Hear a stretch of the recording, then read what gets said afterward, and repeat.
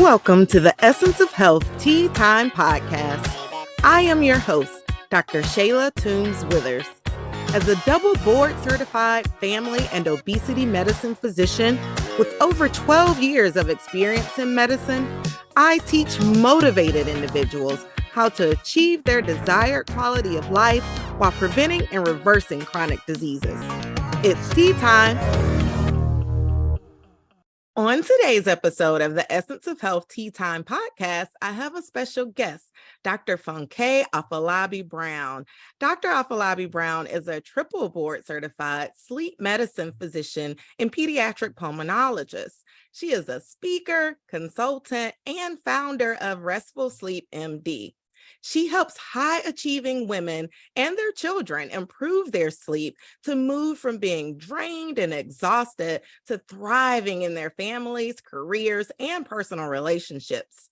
She achieves this through her clinical practice, coaching, speaking, and consultation with organizations. She is a best-selling author and has been featured on various media outlets, including ABC. So welcome to the show, Dr. Afolabi-Brown. I'm so happy to have you here. Thank you. Thank you so much for having me.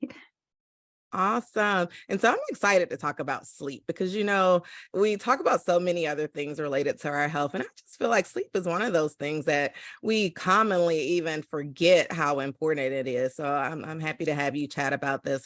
So let's just start by having you tell us what are some of those common sleep complaints that you may even see in your practice within adults?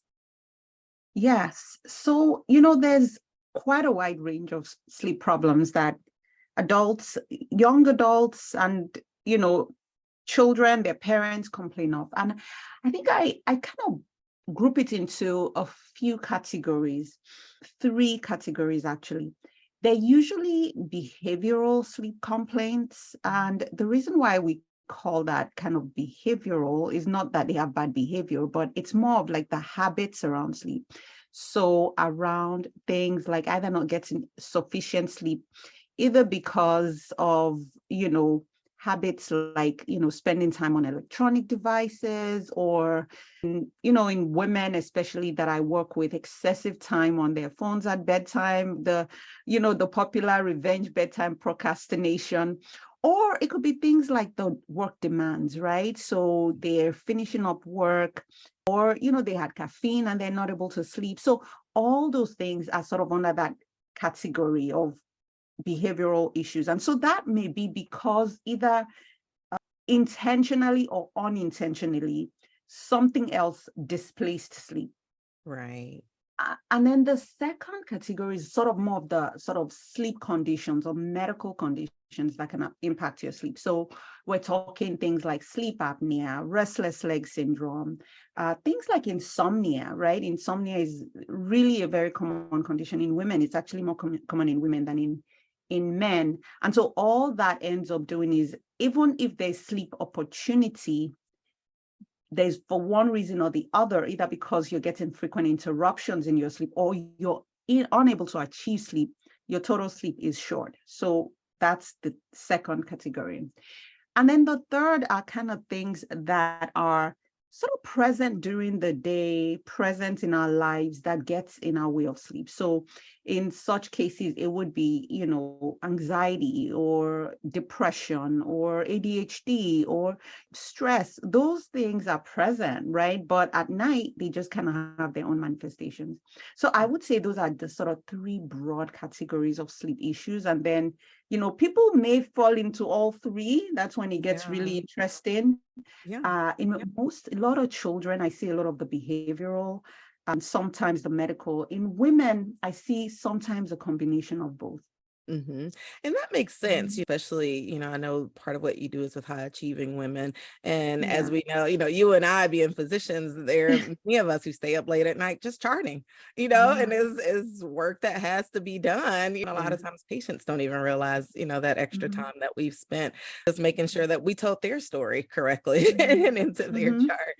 Yeah, and those things can definitely affect your performance the next day. An analogy I like to even tell my patients is I'm a mom of three, and so I have three Mhm. boys. And so I think about, those times when they were little toddlers, and at times where, you may be somewhere and they just kind of fall out and they're just grumpy. And no matter what you do, you just can't get it right. And it's usually because of sleep. And it's like, well, this time they always loved the red popsicle, but this time it was the blue one they wanted. And it was really, they were sleepy and they are, just Mhm. crying and crazy. And we do the adult version of that. We just can't Mhm. get it right that next day Mhm. when you haven't had proper sleep. So Mhm. yeah. Mhm. So what That you're is saying so, is that is such a true analogy. I always say that we're like that kid in the candy store who wants this giant popsicle and the mom says no, except we're not thrashing on the floor, but we are exhausted and exactly it affects our performance the next day. And so, like you said, especially if you're for physicians or people in the medical field who may need to do charting, you may notice that when you're exhausted, even though you feel like you're doing the best you can, your performance is slower. So you may end up needing more time to chart. You may end up right. having issues with focus. So it's a vicious cycle because you were short on sleep because you were finishing up work. Now you're short on sleep because you're finishing off work because it's just harder for you to really Right, because keep it up took you even with the longer pace. because of that. Yeah. Yeah, Mhm. that makes a lot of sense. Yeah. Mhm. And then even beyond those grumpy toddlers, what are some of the things that parents come to you with concerns about their children and their sleep?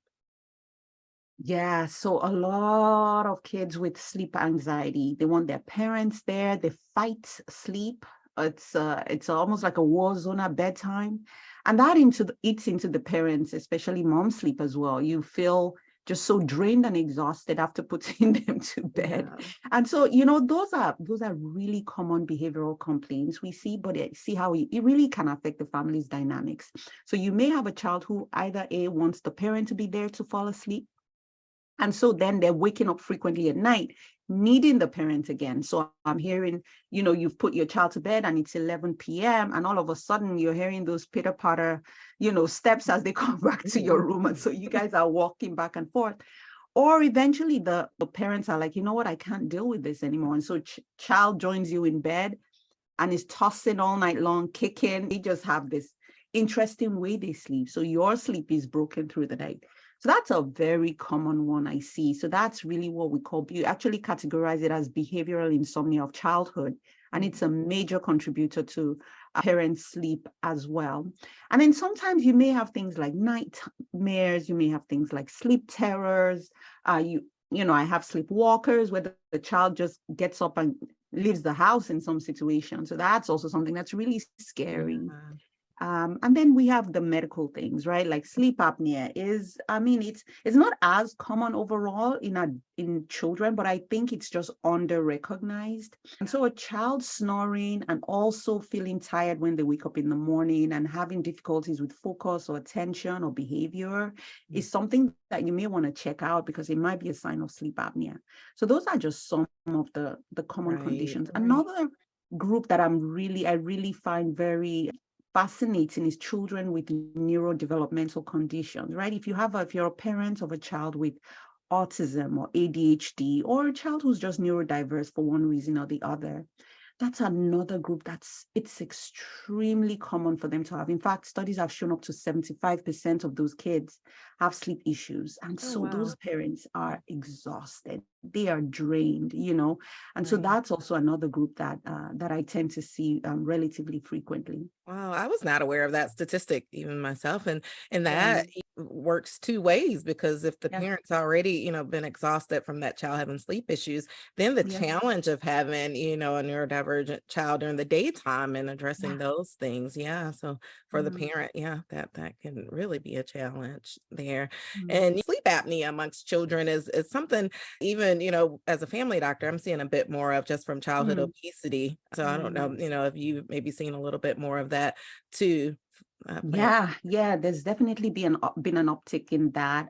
Risk factors, obesity is one of them. For children too, apart from obesity, one even more common risk factor is enlarged tonsils and adenoids, which is why we often have these children seen by ear, nose, and throat colleagues because, taking out their tonsils and adenoids usually tends to help. Children who are obese, even with that category, if they have sleep apnea, our first step would be to get a sleep study first to quantify the severity of their sleep apnea. And then usually what we'll do is still refer them to ENT, especially if they have enlarged tonsils. But Right. they may have a higher risk of having residual sleep apnea, meaning that just the surgery in and of itself may not completely fix it. But we still use that because quite a large percentage end up resolving their sleep apnea with that. So we may end up needing other treatment options after surgery. Like, of course, weight loss is always a big one. In some situations, we may need to put them on CPAP, which tends to be fun, a young child, but we're able to get that done successfully with behavioral strategies and things like that to get them used to it. Awesome. Awesome. Mm. Now, with all of that in mind, when should an individual, actually seek the help of someone like you, whether that be an adult or for their child? Yeah.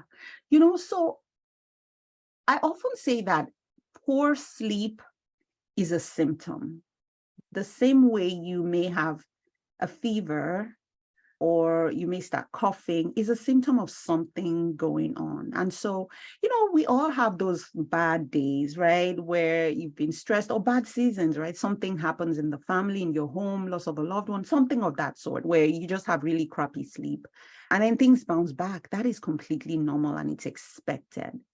But if you're at the point where you are really struggling with sleep and it's been for months, and you are really having a hard time functioning during the day, and even if it's not been for months, but your perception of how it's impacting your health and well-being is poor, then you don't need to struggle for months before you seek help. And usually what I'll recommend, of course, is, speak with your physician to make sure, some of these things there may be low-hanging fruits. They may be able to provide you with some tips to help improve your sleep, some habits and things like that. But if you feel like you're at the point where you're still struggling, then that would be a time. And so some of the complaints that really have patients, whether adults or children, show up in my practice is poor sleep for either difficulties falling asleep, difficulties staying asleep, or waking up early. So that's usually one category. So that's usually a sign of either insomnia or something of that sort, or poor sleep quality. And how do we see that? I wake up feeling exhausted, even though I'm getting what seems to be the recommended number of hours of sleep. I'm still waking up tired. I'm sleepy during the day, or, my child is waking up tired and is sleepy during the day. Or my child, even for children, it gets very tricky because sometimes they're not sleepy, they're hyperactive. And so they're overstimulated, they're overactive. And so you may start to see those things and you can link it to sleep. In some situations, I've had even school counselors or teachers say, you know what, parents, you got to take your child to see a sleep specialist because something is going on. So if you're seeing that, you definitely need to make an appointment to see a sleep specialist. And another condition is narcolepsy, which again, that's also, I feel like it's grossly under-recognized. And that's when you have just uncontrollable urges to sleep, meaning that you've gotten sufficient sleep at night and you are still so sleepy throughout the day. You're falling asleep in different places. And then, sometimes you may have some other symptoms related to that, like poor loss of tone suddenly with excitement and things like that. So that's one as well, where, and the reason why it's so under-recognized is it's common in, again, usually starts around those teen years and goes all the way to adulthood. And studies have shown that the time to diagnosis could be as long as 10 years Oh, for wow. narcolepsy. And that's a Gosh. condition. It's Yeah. a lifelong condition. Right. And think how much they've suffered through within that time. Yeah, because what have they suffered through? During their teen years, they're tagged as lazy. Like, why is he sleeping so much? He must be lazy.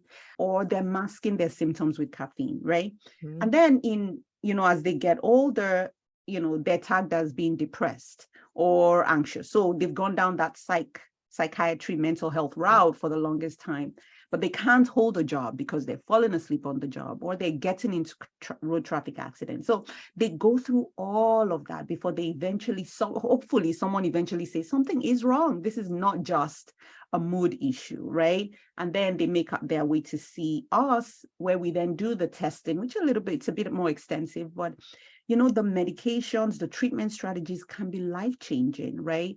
It can move from a completely out of control condition to something that's well managed. And then, they can start to get their life back. Yeah, yeah.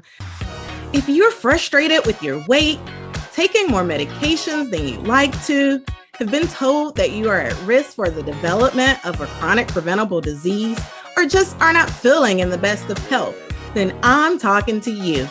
Why? Because you're tired of fad dieting. You know it's time for a change, and you want a sustainable plan to improve your health. If you have found yourself at this place in life, well, I have developed a program that's just for you. It's called The Essence of Health, and it's your prescription for transformation. My goal with this program is to give you the tools needed to create sustainable lifestyle changes within a group coaching setting, along with one-to-one individualized coaching to give you a personalized path to health that's just for you. The benefits are priceless, so join today. Head on over to eohcoaching.com to learn more. The essence of health is in you. And so I'm going to ask you the magic question, because I'm always asked this question, but you're the sleep specialist. So how much sleep should we be getting every night? I like that question. So the sleep needs vary with age. The National Sleep Foundation and the American Academy of Sleep Medicine has recommendations which shows that from infancy, for instance, the newborn period, you need about 14 to 17 hours of sleep. And then, in children, about 1 to 2, toddlers, about 12 to 16. And then about school-age children need anywhere from, usually we'll say about 9 to 11 hours. Teenagers need 8 to 10. And then our adults need about 7 to 9 hours of sleep. And then our older adults, like say over 65, for instance, need anywhere from about 6 to 8 hours. So you can see that as you get older, the total amount of sleep sort of decreases, but overall we are an underslept population. So no matter where you are, most people are not getting enough sleep. Right. But beyond the quantity, again, is what you and I spoke about, is to make sure that you are getting good quality sleep. Because honestly, I would rather you get 6 hours of sound and solid sleep than 9 hours of crappy, broken sleep. If you know what I mean. Exactly. Yeah. And so getting back to children, there have been some studies more recently coming out about, maybe changing the times of school starting for especially, those teens and adolescents because of some of the behavioral things that you may see from lack of sleep. And so just tell us more about how these sleep challenges can affect the behavior and the performance of children. Yeah, so I think the system in the US just has it backward, because what we know physiologically is that when children reach that period of adolescence, they have a delay in their internal clock or their circadian rhythms. So they are unable to fall asleep earlier. And so you may find out your 13-year-old who used to go to bed very nicely at maybe 8:30 is now fighting sleep, and at 10 p.m. just seems to have all the energy. And it's not necessarily their fault. This is physiology. They just have this shift, and they go to bed later and then they wake up later. That's what their bodies naturally want to do. And so even if they try to go to bed early, they may be unable to sleep. And then they have to wake up early because school starts at 7 a.m., 7:30. So they're being cut short at both ends.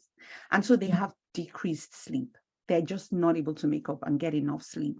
And adolescent brain is a period of very rapid growth. So that impacts their development, that impacts their learning, it impacts their mood, it impacts their health in so many ways. And then what do? On the weekends, they try to catch up because they're so exhausted, they're so sleep deprived. And so they all try to catch up by overshooting their sleep time. And so now they're going to wake up at 12 noon or 1 p.m. And a lot of parents who have teenagers can testify, right? They just sleep in because they're trying to follow their natural rhythm. And then they're trying to make up because they're sleep deprived. but then it lasts only 2 days. And then by Monday, they're trying to come back again. So think of that like having what we call social jet lag. So it's as if you're traveling across time zones on the weekends. You know how you feel with time zone change. Your body's still trying to get adjusted to the new social time. And then even before you get to a chance to do that, you're right back to where you're coming from again. And then you're doing this every week. And so it is very disruptive for their sleep quality. It causes a lot of mood, behavioral, mental health challenges for these kids. They have troubles focusing. And most kids that I see, most middle school teenagers are sleeping through the first periods, like completely, I was speaking to a school superintendent recently, and he was saying it too. He's like, yeah, like when I visit those schools early in the morning, many of them just have their heads on the table. Like they are just checked out. They don't have that ability because they're being asked to learn at a point where they are most sleepy. And then the other part of that also is not just their mood and their health, is safety, physical safety. So many of these kids may already be driving or learning to drive. And so there's such a high rate of car accidents and things like that, especially in the mornings, because they're still so sleepy. And so you can tell that it impacts them in so many levels. Yeah. And the ideal would be for them, our middle school, high school kids, to start school later. It's not their fault. We're fighting physiology. So let's start school later so that they are learning, they're waking up, they're doing all those things at a time that is better synchronized with their bodies. Yeah. That makes a lot of sense. And we are seeing where some of the schools are starting a bit later because of that, which is really good. But then you have kids who may be in sports and other things, and then the coaches are calling the practices earlier to get it in before school. And so, it makes it really tough for these poor kids. Yeah, it is. And it's a work in progress. Like you said, more and more schools are making those changes, but it's not like it's not coming at a cost in that sense. But I think the bottom line is, let's step back. Who's the most important in this picture? Is it the coaches? Is it getting them on the sports? Of course, which is very helpful for them too. But how about their health? Like things that we know that will impact their health on the short term and on the long term. Exercise is absolutely valuable and helpful for them, but sleep is just as critical. Yeah, it is, because even exercise, you can promote more injuries and inflammation without that lack of sleep and that lack of recovery time too. Exactly. Yeah. So with all of this in mind, what are your top 3 tips for helping children to get better sleep? Yeah, so I would say my number 1 tip for helping children get good sleep is consistency. The reason why is we have this master clock or circadian rhythm or internal clock that controls pretty much most of the systems in our body. And it runs on a 24-hour schedule. And a lot of times we hear about, the role of melatonin and things like that. It's all coordinated by that circadian system. And so when it's dark outside, your brain is signaled to start to produce that melatonin, the sleep hormone, right? So now, apart from the light, dark piece of things, in the morning, when we wake up, we sort of reset that clock all over again. Otherwise, things will just start shifting because our circadian clock is a little bit longer than the 24-hour cycle. So when you have that consistency in your bedtime and your wake up time, it's almost like you're anchoring your system and pressing reset every morning. And so for our kids, that's really important.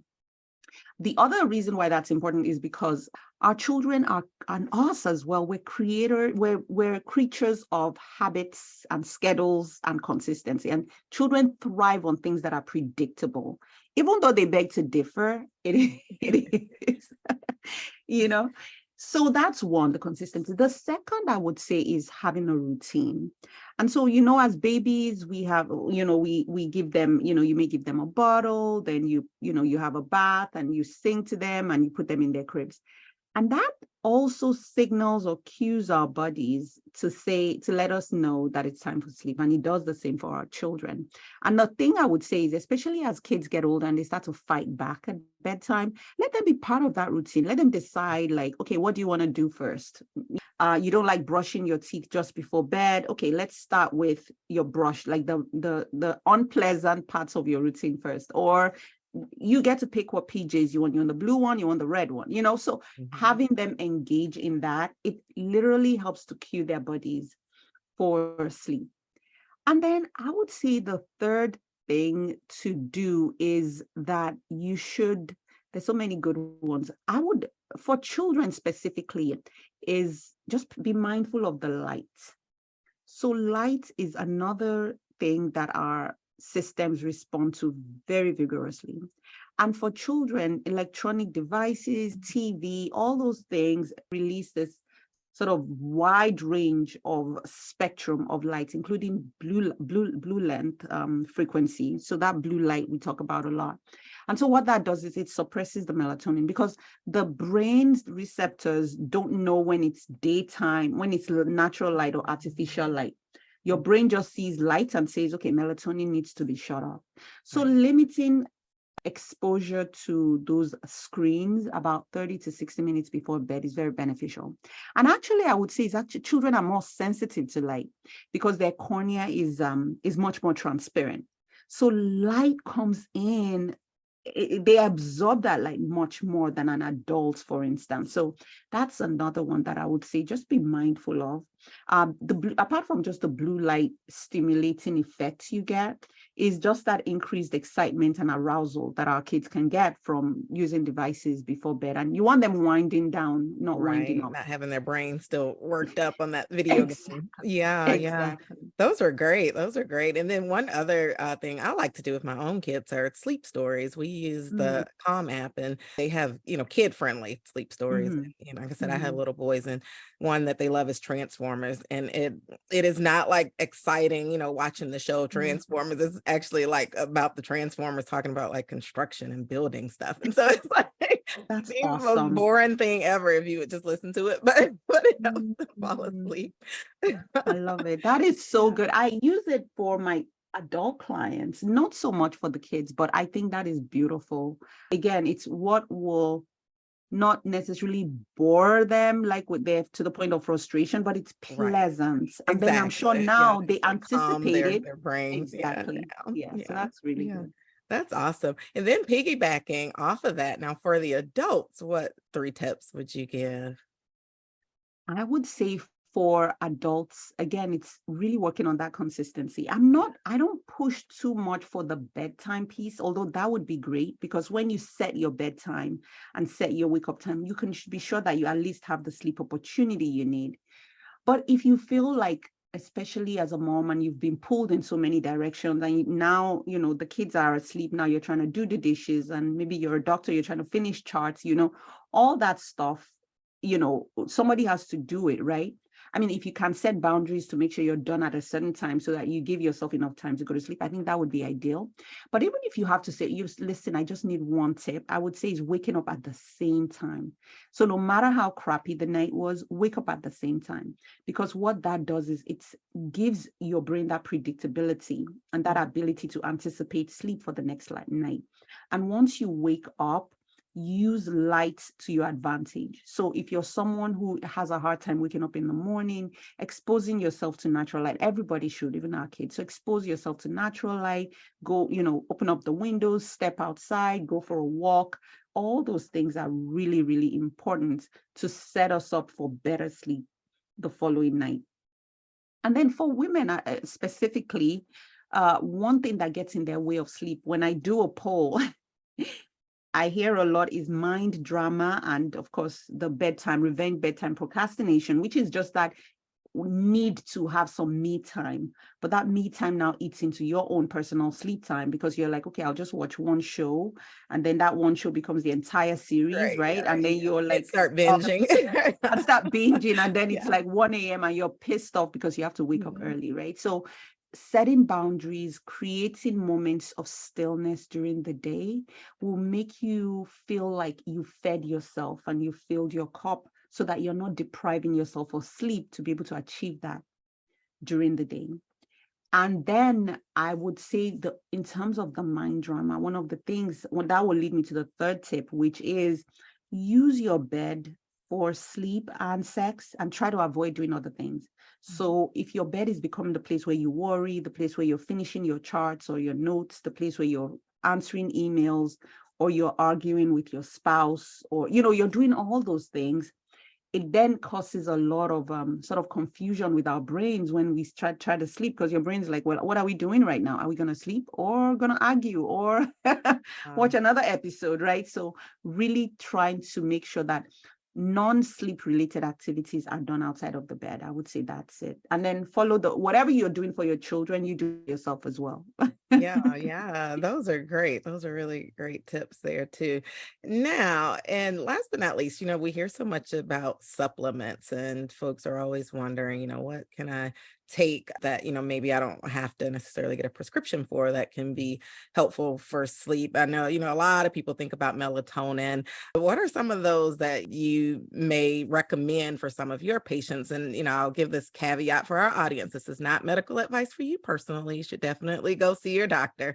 But what are some of those things that you usually discuss with your patients? So I would say the first place to start is figuring out why, right? It's the same thing. What's your why? Like, why do you need melatonin? Because if you need melatonin because I don't know, you wake up too early or you wake up multiple times at night, it wasn't really designed for that. Melatonin is a hormone that our brains produce, right? It's a natural sort of, it's marketed as a supplement, but it's an actual hormone. And so your brain is capable of making sufficient melatonin, but sometimes the timing may be off. Mm-hmm. And what it really just does is it cues your brain. It's almost like a flush to say, it's time to start getting ready for bed. It's not necessarily the best hypnotic in the sense that it's not going to knock you out. It helps with shifting your circadian rhythm so that your brain knows it's time for bed. So using it, and you have to also know that your brain's natural melatonin production is regulated by light exposure. So if you are using melatonin and you have your tablet or your iPad or your iPhone in front of you, bathing yourself in blue light, you're just canceling the effect. So again, it's coming back to your why. And I would rather we deal with the root cause before we embark on supplements. That being said, if you do want to use melatonin, if for instance you're a shift worker or you have like jet lag because you're traveling, and so the timing you're supposed to sleep compared to when your body naturally produces melatonin is off, it's absolutely fine to use it. If you have things like what we call delayed sleep phase syndrome, where your body's just not able to, you feel like you're a night owl extra, right? You're not able to fall asleep. Using melatonin has been shown to be helpful. And when it comes to the use of melatonin, less is more. So zonking yourself with 10 milligrams of melatonin may not necessarily be the best, and it may end up causing more side effects like nightmares, daytime drowsiness. Some people do have sleep talking and walking and things like that. And so using the minimum amount, because the amount that our brain produces that is able to help us maintain sufficient sleep is so small. So maybe like a 0.5 milligram or 1 milligram, especially if what you're doing is with relation to making sleep, your schedule changes to help you fall asleep sooner. Now, if you have things like, jet lag or shift work, you may need slightly higher dosing. And again, just like you said, this is why taking it with the help of your physician and direction of your physician is important, because you might actually be using it in such a way that it can make your sleep worse. Mm-hmm. Another supplement that I usually recommend too is magnesium. Magnesium is a mineral that's found in the soil. It's found in most foods that we eat, except that the soil that our foods are produced in nowadays is deficient in magnesium. So we're not getting enough magnesium. And it's been shown to be helpful with the production, sort of the pathway to melatonin production. There's an enzyme called GABA that it helps with sort of promoting the effect of and things like that. And so it can help with that. It can help with cramps, aches and pains. It helps with headaches. It's kind of like the wonder supplement. Right. So many things, right, that we use it for. Yeah. Yes. So that's something that you can consider. Even for people who have like restless leg syndrome and cramps, it's been shown to be effective as well. So that's another one that those are the two, carefully using melatonin, considering magnesium. Those are the two main ones I recommend if needed, but on the background of what is your why, right? Because you don't want to be on that forever if you can help it. Exactly. Yeah. And I love that you pointed out that, Mm. the important piece there is still having that routine and those other Mm. tips that we talked about, and not just saying, oh, now I'm going to go pop this pill Mm. now and Instagram for the rest of the night and then wonder Yeah. why I'm not sleeping. Yeah, exactly. Exactly. Right. Yeah. Awesome. Well, thank you so much. This has been fun talking about sleep. And so I hope people are listening to this and understand that, yeah, go to bed, get some sleep. And so, Dr. Afolabi-Brown, how can my audience connect with you for more tips and resources and coaching even on sleep? Yes. Thanks again for having me. So I'm on Instagram. Don't go scrolling at night. Just try to do it early in the day. Do I'm that at lunchtime. Restful Sleep. Exactly, lunch. Yeah. At Restful Sleep MD on Instagram, and also on my website at www.restfulsleepmd.com. And so some of these tips we shared, I have a free download that you could just grab and really start working on your sleep today.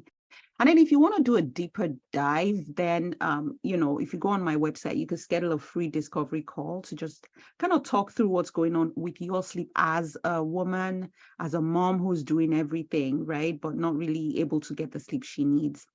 And then interestingly enough, I'm actually starting my own practice, the Restful Sleep Place. And so it's a virtual practice. So for people who live in Pennsylvania and New Jersey right now, I'm starting to schedule. So if you want to join my wait list, is also at restfulsleepmd.com. So those are ways to work with me. Awesome. Fantastic. And I'll put all of that in the show notes. So if you're listening, you can just take a look at the show notes and grab that sleep tip worksheet for sure. Yeah. All righty. Well, thank you so much for coming on the show. Thank you so much for having me. Thank you for joining me today on the Essence of Health Tea Time podcast. Click the subscribe button on your favorite podcast platform so that you never miss a moment of the Essence of Health Tea Time podcast. Check out the show notes to obtain your free tips for healthy living guide to get you started on your health and wellness path. Follow me on social media at Essence of Health Wellness Clinic on Facebook, Instagram, and YouTube, and at dr.tw@EOHWC on TikTok. Interested in becoming a member of the Essence of Health coaching program? Well, head on over to www.eohcoaching.com. The essence of health is in you.